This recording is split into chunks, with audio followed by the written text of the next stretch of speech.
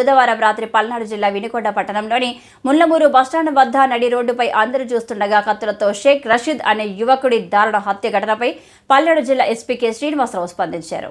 ఈరోజు 8:30 సమయంలో వినుకొండ టౌన్లో జిలాని అనే వ్యక్తి తనకి రషీద్ అనే వ్యక్తికి ఉన్నటువంటి వ్యక్తిగత కక్షల వల్ల రషీద్ అనే వ్యక్తిని నరికి చంపడం జరిగింది.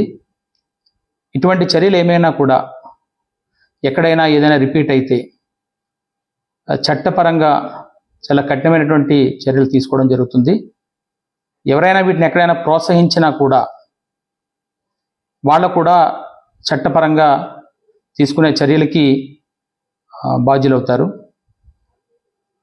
రేపు పట్టణంలో కూడా ప్రజలందరికీ కూడా ఈ విషయాన్ని తెలియజేస్తున్నాము. అందరూ సంయమనం పాటించాలి. ఎటువంటి నేర చరిత్ర ఇకపై కనబడినా కూడా అది ఉపేక్షించడం జరగదు.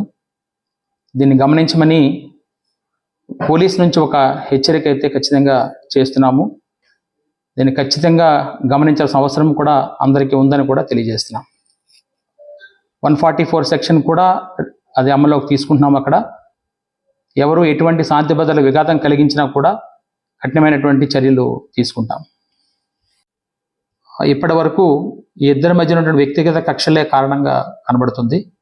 ఎటువంటి పార్టీల ప్రమేయం కానీ ప్రస్తుతానికి ఏమీ కనబడడం లేదు.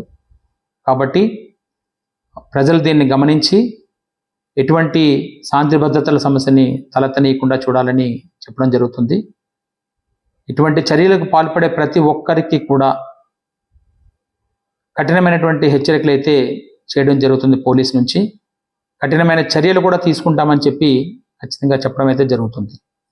ఇప్పటి నుంచి ఇక్కడ 144 సెక్షన్ని అమల్లో పెడుతున్నాము. 144 సెక్షన్ కూడా ఇక్కడ అమల్లో ఉందని కూడా తెలియజేస్తున్నాము.